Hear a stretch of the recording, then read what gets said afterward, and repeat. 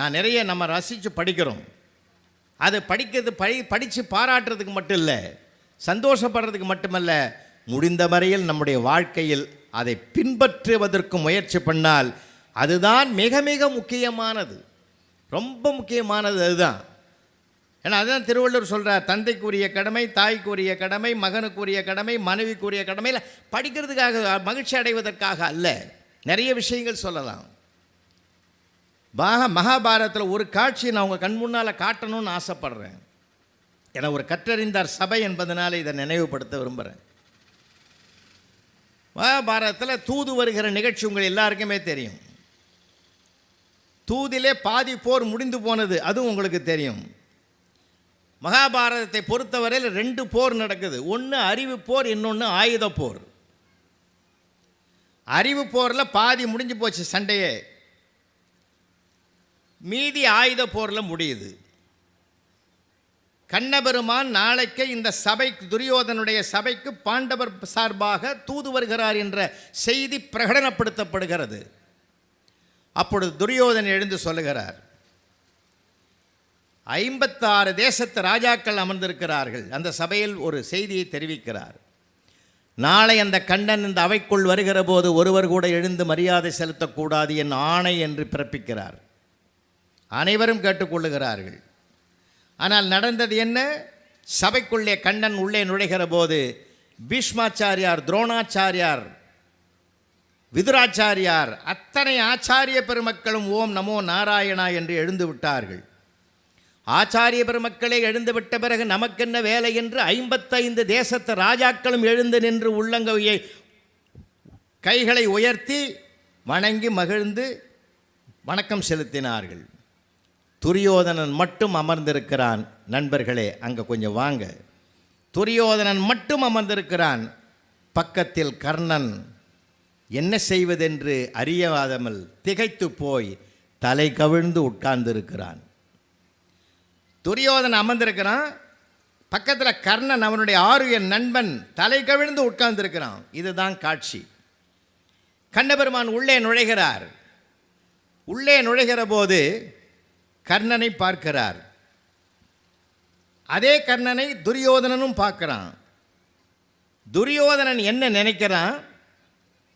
தலை கவிழ்ந்து உட்கார்ந்திருக்கிற கர்ணனை பார்த்து, நான் எழுந்திருக்கக்கூடாது என்று தான் சொன்னேன். என் எதிரி கண்ணனை நேருக்கு நேர் அவன் முகத்தில் கூட விழிக்க மாட்டேன் என்று தலை கவிழ்ந்து உட்கார்ந்திருக்கிறான். நண்பன்னா கர்ணன் தான் நண்பன் என்று தனக்குள் நினைக்கிறான் துரியோதனன். கண்ணபெருமான் அந்த கர்ணனை பார்த்துட்டு அப்படி கிராஸ் பண்ணுறார்.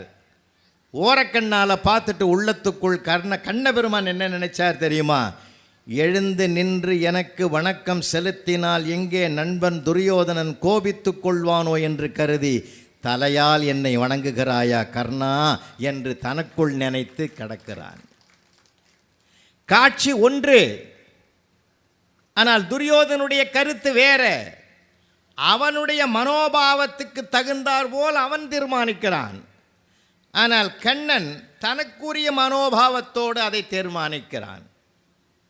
இதுதான் ஒரு நூல் நமக்கு கற்றுத்தருகிற பாடம். நீ பார்ப்பது எதுவானாலும் உன்னுடைய உள்ளத்தில் அதை உயர்வாக பார்க்க பழகு. அதைத்தான் வள்ளுவன் அழகாக சொன்னான், வெள்ளத்தனைய மலநீட்ட மாந்தர்தம் உள்ளத்தனையது உயர்வு.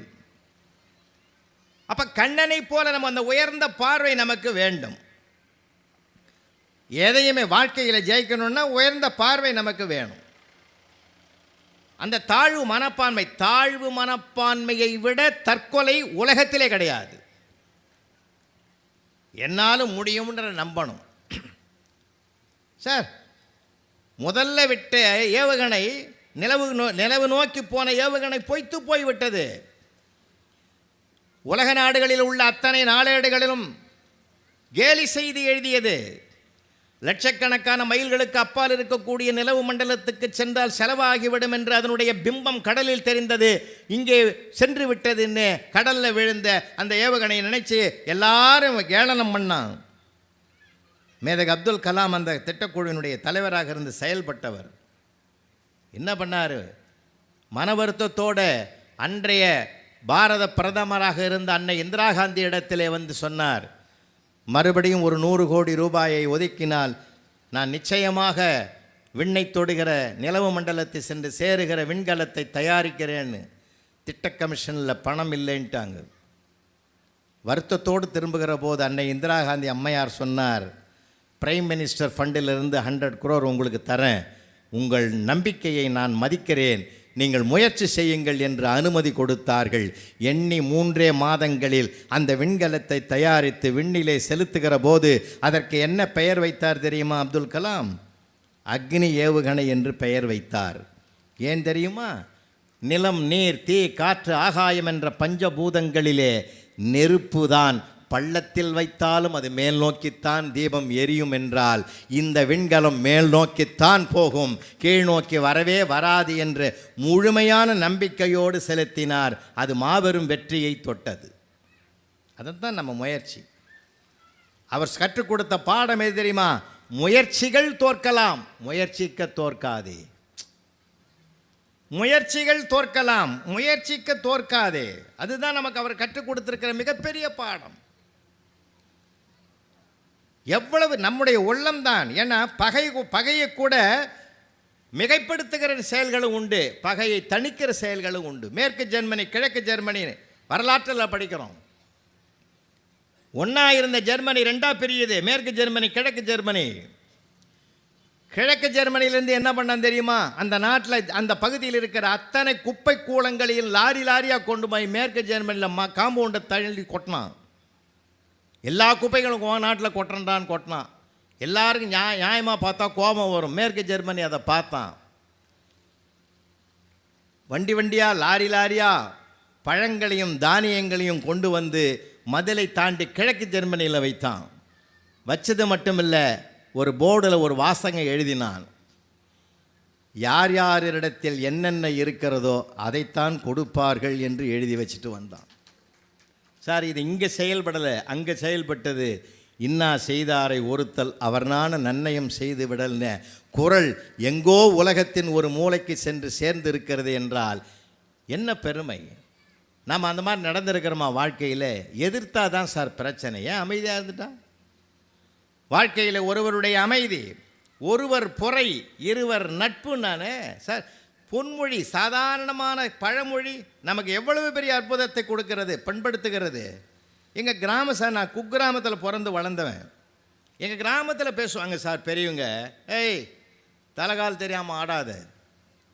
இங்கேயும் சொல்கிறாங்களோ என்ன தெரியாது, தலைகால் தெரியாமல் ஆடாதரா, ஒரு லெவல் இருக்கட்டும் அப்படின்னுவான். நானே கேட்டேன், அது என்ன தலை தெரியுது காலும் தெரியுது, அது என்ன ஆடுறதாம தெரியாமல்?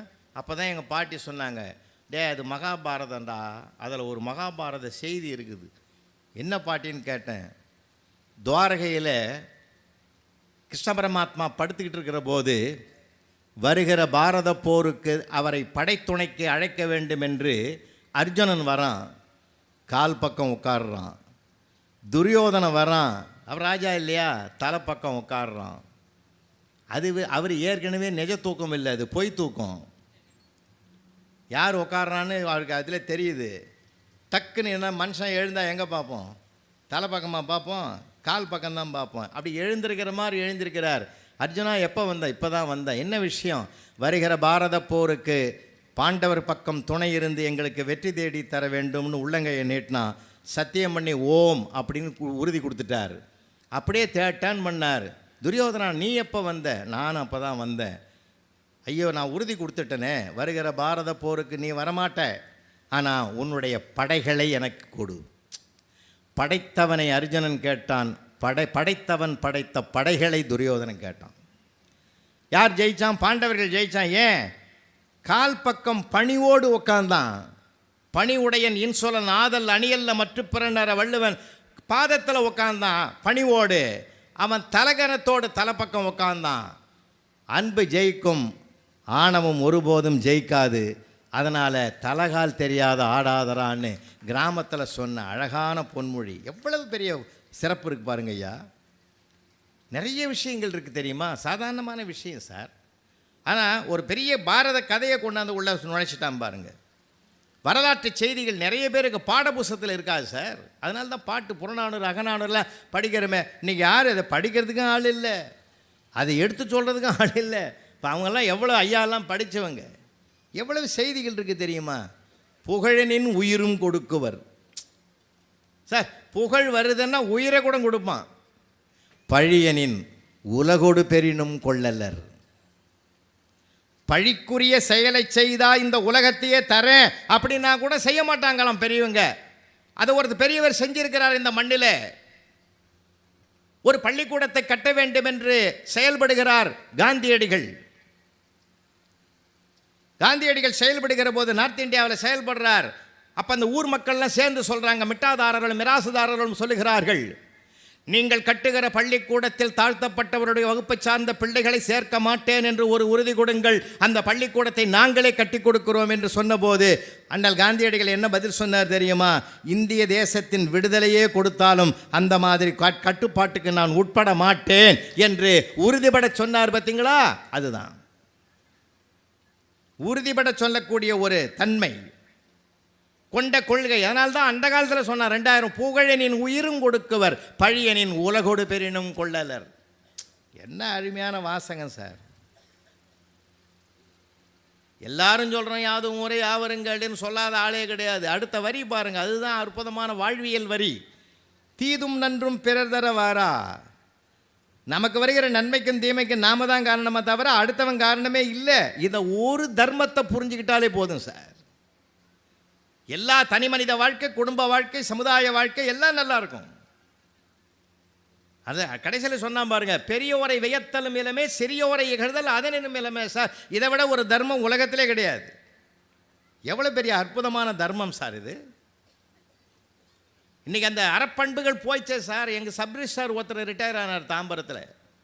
ரிட்டையர் ஆன மறுநாள் அன்றைக்கே சொன்னார் சமையல்காரனை கூப்பிட்டு, நாளையிலேருந்து கூட்டு பொரியெல்லாம் கட் பண்ணு, ஒரு நாளைக்கு வத்த குழம்பு, ஒரு நாளைக்கு சாம்பார், ஒரு நாளைக்கு வெறும் ரசம் மோர், இப்படியே காலத்தை ஓட்டும், பென்ஷன் தான் நான் வாழணும் அப்படின்னாரு. ஓகேன்ட்டான். மறுநாள் ஒரு மாதம் போச்சுங்க. இவர் சாப்பிட்ட பிறகு தான் அவன் சாப்பிடுவான். ஒரு மாதத்துக்கு பிறகு ஒரு நாள் கிச்சனில் போய் பார்க்குறாரு, அவன் வடை பாயசத்தோடு சாப்பிட்டுங்கிறான். என்னடா நான் இப்படி சொன்னேன், ஒரு நாளைக்கு ஒன்று தான் வைக்கணும்னு நீ இப்படி சாப்பிட்றிய? சார், நீங்கள் தான் ரிட்டையர் ஆனீங்க, நான் இன்னும் ரிட்டையர் ஆகலைன்னா. இப்போ தர்மங்கள் எப்படி ஆளாளுக்கு போய்கிட்டு இருக்குது. அறப்பண்புகள் மாறாத ஒன்று. பெரியோரை வியத்தலும் மேலுமே சிறியோரை இகழ்தல் அதனை என்ன. எவ்வளோ விஷயம் தெரியுமா? தமிழ் அழகான மொழியா. அன்புத்துறை நிறைய பட்டிமன்றம்லாம் பேசுகிறவர். அவர் தலைமையில் இங்கேயே ஒரு பட்டிமன்றம் நடக்க இருக்குது. அவருக்குன்னு ஒரு குழுவை வச்சுருக்கிறாரு. அதெல்லாம் பெரிய விஷயம். ரிட்டையர் ஆன உடனே அந்த பென்ஷனை வாங்கி வச்சுக்கின்னு பேங்கில் போட்டு வர்ற வட்டியை சாப்பிட்டுக்கின்னு ஏதோ ஒரு டிவியில் சீரியலை பார்த்துட்டு அப்படியே காலத்தை ஓட்டாமல் அன்னை தமிழுக்கு என்னாலும் தொண்டு செய்ய முடியும்னு வராரு. பார்த்தீங்களா? அந்த ஆர்வத்தை உருவாக்குறது தான் புத்தக திருவிழாவினுடைய நோக்கமே. அதுக்காக தேடணும் இல்லை, நிறைய விஷயங்களை தேடணும் இல்லை. நல்லா கவனிங்க. பெரியோரை வியத்தலும்னா ஐயா கற்றுக் கொடுத்த பாடம் தான். சிறியோரை எழுதல் அதனும் இல்லை வேணாம். பெரியோருக்கு இடைநெறி போட்டிருக்கான், சிறியோருக்கு வல்லினரி போட்டிருக்கான். ஆனால் நம்ம பாஷையில் சொல்லணும்னா பெரியரி சின்னரி. பெரியோருக்கு பெரியரி தானே போட்டிருக்கணும், சின்னரி போட்டிருக்கிறான். சிறியோருக்கு பெரியரியை போட்டுக்கிறான். என்ன விஷயம்? இடையனரி, வல்லினம் மெல்லினம் இடையனம் இருக்கு இல்லையா? சிறியவருக்கு வல்லினரி போட்டிருக்கான் பெருசை. ஏன்? வல்லினரி என்பது வலிமையை குறிப்பது, வல்லினத்தை குறிப்பது. சிறியவர்கள் வலிமையானவர்கள் என்பதனால் சிறியோரை இகழ்தல் அதனும் இலேமே. பெரியோரை வைத்தல். பெரியோர் யாரை பெரியோர்ன்றது ஏன் இடைநெறி போட்டான் தெரியுமா? அவர்கள் வல்லினம் பக்கமும் போக மாட்டார்கள், மெல்லினம் பக்கமும் சாரமாட்டார்கள். நடுநிலைமையோடு இருக்கிற காரணத்தினால்தான் இடையின எழுத்திலே ஒன்றை போட்டு பெரியோர் என்று இடையின ரகரத்தை போட்டிருக்கிறான்னா மொழிக்கு இருக்கிற அழகு, நம்ம மொழியில் இருக்கிற மிகப்பெரிய வலிமை, சொத்து. எவ்வளோ இருக்கு ஆழங்கள். உள்ளே போனீங்கன்னா எவ்வளவோ தெரியும், எவ்வளவோ விஷயங்கள் இருக்குது. அதனால் வாழ்க்கையில் எல்லா செய்திகளையும் பண்பாட்டோடு நேர்மை குணத்தோடு, இன்னும் சொல்ல போனால் ஒரு மனிதன் வாழ்கிறான் என்பதற்கு அடையாளமே ஈத்து உவக்கும் இன்பம் என்றார் திருவள்ளுவர். இன்னொருத்தனை கொடுறா, இன்னொருத்தனை கொடு, அதிலேயே நம்ம இலக்கியங்கள் எடுத்து நல்லா சொல்லுது.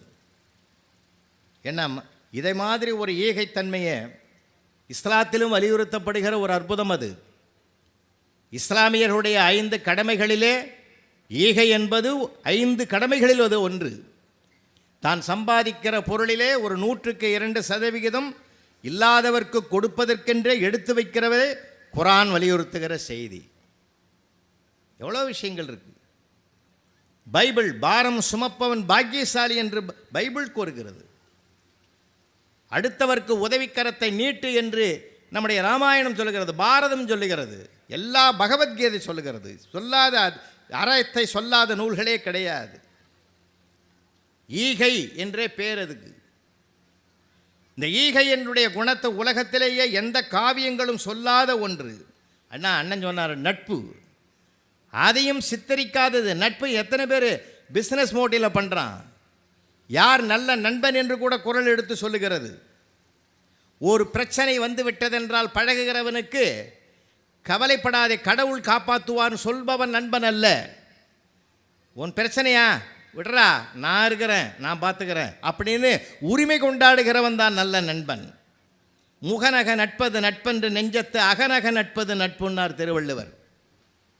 அந்த நட்பை கூட மகாபாரதம் காட்டுகிற, உங்களுக்கு தெரியாதது கிடையாது. பெற்ற தாய் சொல்லுகிறாள், ஒரு இடத்துல உறவு மோதுகிற. இன்னைக்கு நம்ம வாழ்க்கையில் இருக்கிற பிரச்சனை இது. ஒரு பக்கம் உறவு, ஒரு பக்கம் நட்பு. உறவு சொல்லுகிறது, பெற்றெடுத்த தாய் குந்தி உரிமை கொண்டாடுகிறாள். மகனே, நீ பாண்டவர்களுக்கு மூத்தவன், அதை இன்றைக்கு நான் நினைவுபடுத்த வேண்டிய கட்டாயம் வந்துவிட்டது. நீ பாண்டவர் பக்கம் வந்து சேர்ந்து விட்டால் இந்த ஆட்சியினுடைய பொறுப்பை உனக்கே கொடுத்து விடுவார்கள். உன்னுடைய நிழலின் கீழே 5 தம்பிகளும் சேவகம் செய்து வாழ்வார்கள், ஆட்சி புரியலாம் என்று சொன்னபோது அந்த பிள்ளை அதை ஏற்கவில்லை. அதுதான் கற்றபடி வாழ்ந்து பழகினபடி நடந்த சிறப்பு அது. அவன் சொன்னான், பெற்ற நீர் மகவன்பிலாமையாலோ பெரும்படி நாணியோ விடுத்தேர். ஒருவேளை உனக்கு மகன் என்று நான் அறியப்பட்டால் உனக்கு பழி வந்துவிடும் என்று கருதியோ, ஒருவேளை என் மீது அன்பில்லாமையினாலோ என்னை பெட்டியில் வைத்து ஆற்றிலே விட்டு விட்டாய். பெற்ற நீர் மகவன்பிலாமையாலோ பெரும்படி நாணியோ விடுத்தீர். அற்றை நாள் தொடங்கி இற்றை நாள் வரை ஆருயர் துணையெனக் கொண்டு கூட உண்டு. அம்மா, ஒரு விஷயம் உனக்கு தெரியுமா? என்னுடைய ஆருயர் நண்பன் துரியோதனன் எப்படிப்பட்டவன் தெரியுமா? அவன் மகாராஜா, ராஜாக்களுக்கெல்லாம் ராஜா. அவன் ஆட்சி பொறுப்பிலே ஒவ்வொரு தேச பிரிவுகளுக்கும் முடிசூட்டுகிற போது மற்றவர்களை கொண்டு முடிசூட்ட வைப்பான். ஒரு காலத்தில் துரோணாச்சாரியார் வில்வித்தை வீரத்தை வெளிப்படுத்துவதற்கு இளைஞர்களுக்கு ஒரு வாய்ப்பு கொடுத்த போது அந்த அரங்கேற்றத்தில் நானும் பங்கு பெற்றேன். அர்ஜுனன் தன்னுடைய வில்வித்தையினுடைய வீரத்தினுடைய வெற்றி பாதையிலே செலுத்துகிற போது நான் உள்ளே நுழைந்து என்னுடைய வில்வித்தை வீரத்தை எல்லாம் வெளிப்படுத்துகிற போது அவனுக்கு பாடம் சொல்லிக் கொடுத்த ஆச்சாரியர் துரோணர் எங்கே தன்னுடைய மாணவன் தோற்று விடுவானோ என்று கருதி, வெற்றி என் பக்கம் வந்து விடுமோ என்று கருதி அஞ்சி தடுத்து நிறுத்தி என்னை பார்த்து கேட்டார், உன் குலம் எது, கோத்திரம் எது, உன் ஜாதி என்ன, நீ யார் என்று கேட்டபோது எந்த கேள்விக்கும் பதில் சொல்ல முடியாமல் தலை தாழ்ந்து நின்றேன் தாயே. அப்பொழுதுதான் ஒரு குரல் எழுந்தது, கற்றவர்க்கு ஜாதி இல்லை, செல்வம் பெற்றவனுக்கு ஜாதி இல்லை, அழகுக்கு ஜாதி இல்லை. இந்த வில்வித்தை வீரனுக்கு ஜாதியை கேட்கிறார் ஆச்சாரியாரே, இவனுக்கு என்ன அந்தஸ்து என்று கேட்கிறாய் அல்லவா? இப்பொழுது அந்தஸ்தை பிரகடனப்படுத்துகிறேன். அங்க தேசத்துக்கு இன்று முதல் இவன் அரசன் என்று அறிவித்தது மட்டுமல்ல, அவன் கையாலே கொண்டு வந்து கிரீடத்தை சூட்டினான். தாயே, அங்கீகாரம் கொடுக்க வேண்டிய நீ அஞ்சி ஒதுங்கி விட்டாய், அவன் எனக்கு அங்கீகாரம் கொடுத்தான். அப்படிப்பட்ட ஆருயர் நண்பன் என்ன செய்வான் தெரியுமா? அவன் ராஜபோகத்திலே இருப்பதனால் ஒவ்வொரு பொன் கிண்ணத்திலும் ஒவ்வொரு சாப்பாடு வரும். ஒரு உருண்டை எடுப்பான், அது போய்விடும். அடுத்த கிண்ணம் வரும், அதில் இன்னொரு உருண்டை எடுப்பான். எடுத்த கிண்ணத்திலேயே எடுத்து உண்டால் அது தன் எச்சிலை தானே உண்டதற்கு சமம் என்று கருதி அப்படி தொடவே மாட்டான். இதுதான் அவனுடைய உணவு உண்கின்ற பழக்கம்.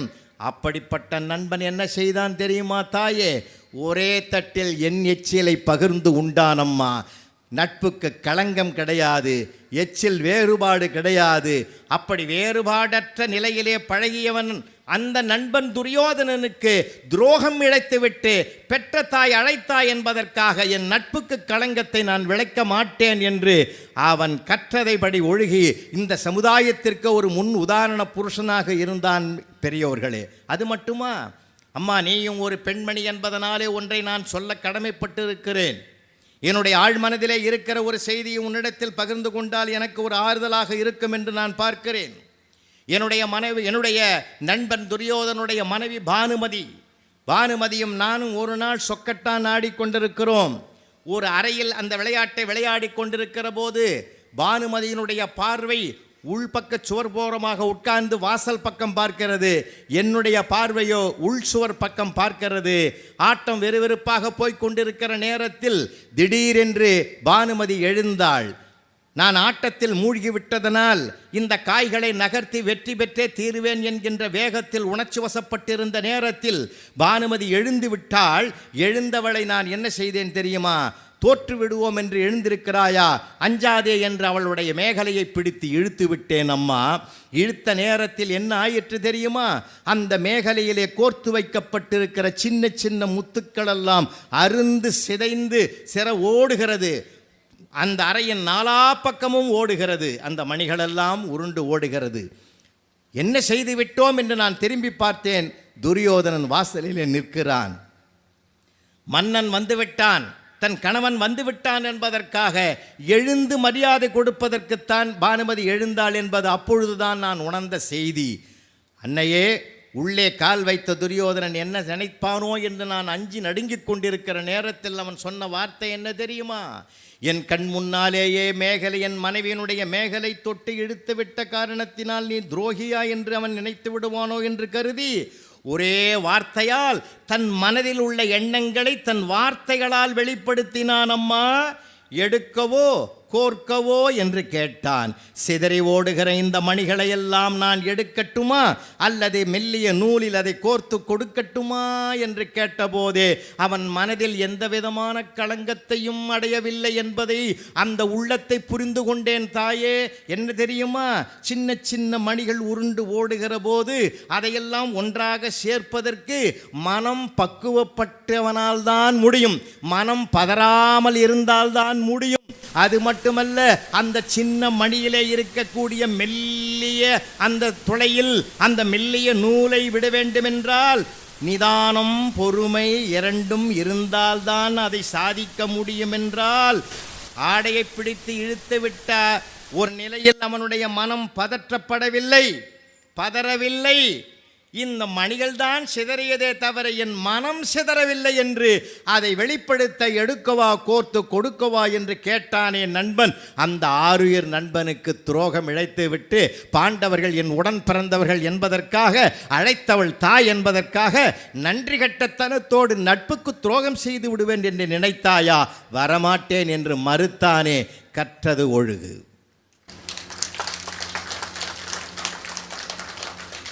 கற்றது என்பது நூல்கள் வாயிலாலும் கற்கலாம், பிறருடைய அனுபவத்தின் வாயிலாகவும் கற்கலாம். ஒரு மனிதன் வாழ்நாள் முழுவதும் எதிலிருந்தும் எதையும் கற்கலாம். அதனால தான் வள்ளுவர் ஒவ்வொரு உதாரணம் சொல்றார். காக்கை கரவா கரைந்துண்ண மாக்கமும் மன்ன நீரார்க்க உடனே பறவைகளையும் விட்டு வைக்கவில்லை. அவர் மிருகங்களை விட்டு வைக்கவில்லை. எதிலிருந்தும் எதையும் ஒரு மனிதன் கற்றுக்கொள்ளலாம். இன்னைக்கு இருக்கிற இளைஞர்களுக்கு அறிவு வளர்ந்திருக்கிறது, ஆற்றல் வளர்ந்திருக்கிறது, திறமை வளர்ந்திருக்கிறது. அதை அங்கீகாரம் செய்வோம். அதே நேரத்தில் பண்பாட்டை விதையாக்குவோம். அவனுக்கு பக்குவத்தை உருவாக்குவோம். அவனுடைய உள்ளத்தில் நல்லதை விதைப்போம்.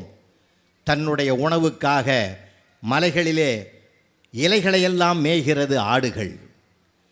செடிகளை மேய்கிற ஆடுகள் கூட எது விஷச்செடி என்று தெரிந்து அதை விலக்கிவிட்டு நல்ல செடிகளை மட்டுமே எடுத்துக்கொள்ளுகிற அறிவும் ஞானமும் ஒரு ஆட்டுக்கு கூட இருக்கிறது. இது உயிருக்கு தீங்கு தரும் என்று ஒரு போர்டு எழுதி வைத்திருந்தாலும் கடைக்குள்ளே நுழைந்து விஷத்தை அருந்துகிறதை அதை தெரிந்தும் விஷத்தை அருந்துகிறானே இந்த மனிதன் என்றால் நாம் ஆறறிவு படைத்தோம் என்று எப்படி மார்தட்டி கொள்வது? கொஞ்சம் யோசித்து பார்க்க வேண்டும். எவ்வளோ விஷயங்கள் இருக்குது சார், எவ்வளோ விஷயங்கள். அளவு கடந்து குடிச்சிட்டு ரயில்வே ஸ்டேஷன் வாசலில் கூட ஒரு நாய் பக்கத்தில் போய் ஒரு படுத்துக்கிறான். நாய் தலை நிமிர்ந்து அவனை பார்த்து தான். அதுக்கு என்ன அர்த்தம் தெரியுமா? அண்ணே கொஞ்சம் தள்ளிப்படு. அவன் அந்த பார்வையை புரிஞ்சுக்கணும். உனக்குணும் எனக்கு உன்னை எனக்கா இளக்காரமாக இருக்குதா? அதுக்கு இல்லைண்ணே, அப்படியே நீ அசந்து தூங்கிடுவ. உங்கள் வீட்டுக்காரம்மா வரும், குடிகார நாயை எழுந்து வாடான்னு சொல்லும். குடித்தது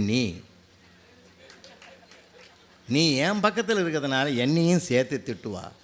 அந்த திட்டு எனக்கு எதுக்கு? அதனால தான் உன்னை தள்ளி படுக்க நண்பர்களே, தெரிந்தே பல தவறுகளை செய்யக்கூடிய சமுதாயமாக மாறிவிட்டதென்றால் இல்லை சார், கோயில் வெளியில் இருக்கு, ஆனால் கோவிலே வீட்டுக்குள்ளே இருக்குதுன்னு சொல்லி கொடுத்த பூமி அது. தாயிற் சிறந்த கோவில் இல்லை, தந்தை சொல்மிக்க மந்திரம் இல்லை, அன்னையும் பிதாவும் முன்னறி தெய்வம். இப்போ நம்ம எல்லாம் பணத்தை சம்பாதிக்க கற்றுக் கொடுத்தோமே தவிர மனதை சம்பாதிக்க கற்றுக் கொடுக்கலையே என்ற வருத்தத்தில் தான் நான் இந்த தலைப்பையை எடுத்தேன். சார், அமெரிக்காவில் 5 லட்சம் ரூபாய் மாத சம்பளம், அம்மா அப்பா அங்கே அனாதையாக இருக்குது, நீங்கள் தனியாக இருக்க வேண்டான்னு கொண்டு போய் ஒரு வசதி வாய்ந்த முதியோர் இல்லத்தில் போய் சேர்த்தான். சேர்த்துட்டு திரும்பும்போது அவங்க பல வருஷமாக வளர்த்த நாயை கார்லேயே கூட்டி விட்டான். நானே கூட்டி போகிறேன் இதுன்னு.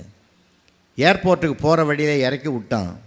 ஏர்போர்ட்டுக்கு உள்ளே போனான். செக்கின்லாம் முடிஞ்சு எல்லாம் முடிஞ்சு கடைசியில் ஃப்ளைட்டுக்காக காத்து உட்காந்துங்கிறான். அப்போ அந்த முதியோர் இல்லத்தை நடத்துகிற மேனேஜர் அங்கேருந்து ஃபோன் பண்ணார். தம்பி, அவங்க வளர்த்த நாய் வந்துட்டுதுப்பா. ஒரே வார்த்தையில் முடிச்சிட்டார். அவங்க வளர்த்த நாய் வந்துட்டுது, நீ போயிட்டு வான்னார். அப்படின்னா என்ன அர்த்தம்? பெத்த நாய் விட்டுட்ட, வளர்த்த நாய் வந்துட்டுது. அந்த நன்றி கெட்ட பண்பு உனக்கு தான் இருக்குது.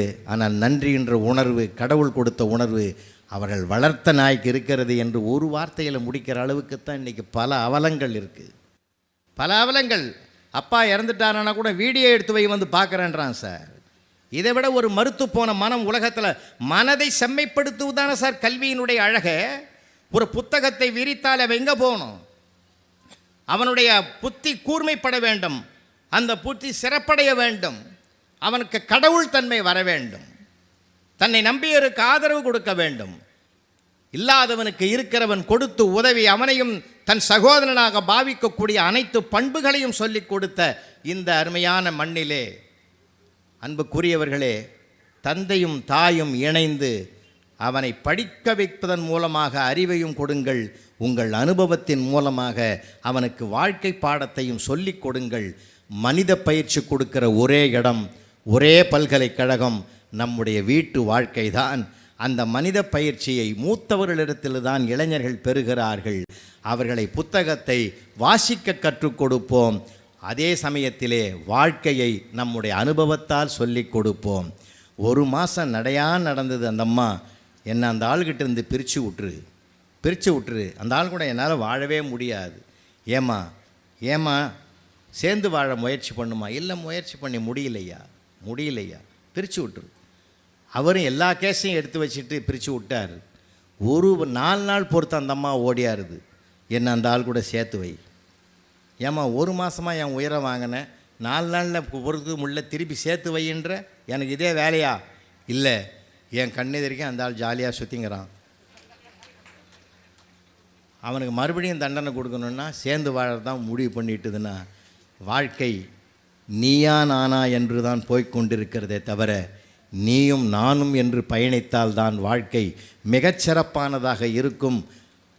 இந்திய தேசத்தில் சுற்றுப்பயணத்தை மேற்கொண்டு தன் நாட்டுக்கு திரும்புகிற போது ஹிலாரி கிளின்டன் எனக்கு பிடித்ததே தமிழ்நாட்டு குடும்பங்கள் தான் என்று ஒரு செய்தியை தெரிவித்திருக்கிறார் என்றால், அவர்கள் கேட்டார்கள், பல்கலைக்கழகங்கள் பிடிக்கவில்லையா, வானளாவிய கோபுரங்கள் பிடிக்கவில்லையா என்று கேட்டபோது, இல்லை, குடும்பங்களே கோயில்களாக இருப்பதை நான் இங்கு தான் பார்த்தேன் என்று சொன்னார்.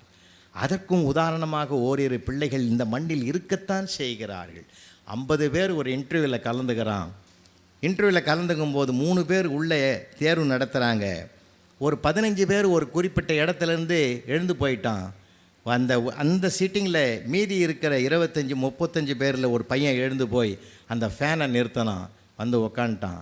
அடுத்து ஒரு 15 பேர் எழுந்து போயிட்டாங்க. பக்கத்தில் டேப்பில் தண்ணி வாட்டர் லீக் ஆகிட்டு இருந்து அதை போய் நிறுத்தினான். அப்புறம் இவன் பேரை கூப்பிடும்போது போகும்போது ஏற்கனவே போனவெல்லாம் கிழிச்சு போட்ட பேப்பரெல்லாம் எடுத்து போய் டஸ்ட்பினில் போட்டு உள்ளே போன உடனே 3 பேருமே அப்பாயின்மெண்ட் ஆர்டரை கையில் கொடுத்தாங்க. எந்த கேள்வியும் கேட்காமலே அப்பாயின்மெண்ட் ஆர்டர் கொடுத்தீங்களே ஏன்னு கேட்டான் அந்த பையன். கேட்க வேண்டிய வேலையே இல்லைப்பா தம்பி, மின்சாரத்தை சேமிக்கணுன்ற ஒரு தேச அக்கறையோடு ஃபேனை நிறுத்தினேன், தண்ணீரை வேஸ்ட் பண்ணக்கூடாதுன்னு டேப்பை மூடினேன், சுற்றுப்புற சூழலை பாதுகாக்க இந்த பேப்பரெல்லாம் டஸ்ட்பினில் சேர்த்த, இந்த நன்னடத்தைகளை நாங்கள் சிசிடிவி கேமராவில் உன்னை பார்த்துட்டோம், அதனால் இந்த பண்புகள் உடைய ஒரு மனிதன்தான் எங்கள் நிர்வாகத்துக்கு தேவை என்பதனால் இந்த அப்பாயின்மெண்ட் ஆர்டர்னு கொடுத்தாங்க. அந்த ஆர்டரை வாங்கிட்டு வெளியில் வந்து அழுதான் அந்த பையன். அப்போ எல்லாருமே கேட்டாங்க, 3 பேர், ஏன்டா தம்பி அழறேன்னு கேட்டாங்க. அதுக்கு அவன் சொன்னான், ஐயா எங்கள் வீட்டில் எங்கள் தம்பி இருக்கிறான், எங்கள் அக்கா இருக்குது, நான் இருக்கேன். அப்போது எங்கள் அப்பா ரியல் எஸ்டேட் பிஸ்னஸ் பண்ணுறாரு. வீட்டுக்குள்ளே வந்த உடனே ஃபேன் சத்தம் எங்கேயாவது ரூமில் கேட்டால், அறிவு கெட்டவனே பிள்ளையா பிறந்திருக்கிறியே, அதை நிறுத்தக்கூடாது, உனக்கு அக்கறை இல்லைன்னு என்னை திட்டுவார். ஏதாவது டேப்பில் தண்ணி லீக்கேஜ் சொட்டுற சத்தம் கேட்டதுன்னா, அதை நிறுத்தக்கூடாது, உனக்கு அக்கறை இல்லை, என்னடா புள்ள அப்படின்னு சொல்லுவார். வருஷக்கணக்கில் என்னை திட்டின்னு இருந்தார். அப்போல்லாம் உள்ளுக்குள்ளே வருத்தம் இருந்தது. இப்போ தான் நான் நினைக்கிறேன், எங்கள் அப்பா என்னை திட்டலை, எதிர்கால வாழ்க்கைக்கு என்னை தீட்டி இருக்கிறார் என்கின்ற உண்மை இன்றைக்குத்தான் தெரிந்தது என்று அவன் உணர்ந்து சொன்னான் என்றால், தாயும் தந்தையும் தான் முதல் ஆசிரியர்கள்.